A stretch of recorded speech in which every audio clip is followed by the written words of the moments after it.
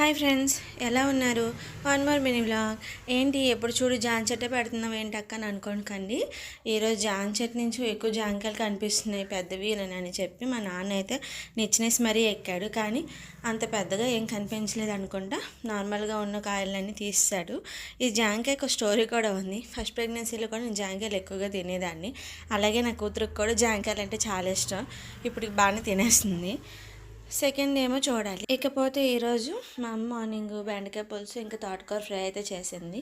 కానీ నాన్నకి చేపలు తీసుకురమ్మని చెప్పాను. అంటే చెరువు చేప ఏదైనా తీసుకురాను అన్నానని. ఇవి పీసెస్ ఎక్కువ ఉన్నాయి కదా అని మా చెల్లి అయితే కొన్ని ఫ్రై చేయమంది. సో అందుకే పెనం మీద కొన్ని ఫ్రై పీసెస్ ఇంకా కళాయిలో కొన్ని చేపల పులుసు కోసం అయితే రెడీ చేసింది. ఫ్రై ఇంకా పులుసు రెండు ఒకేసారి అయిపోయాయి అనుకోండి. ఈ వెంటనే తినేదానికంటే ముక్కకి బాగా పులుపు కారం పడితేనే బాగుంటాయి కదా.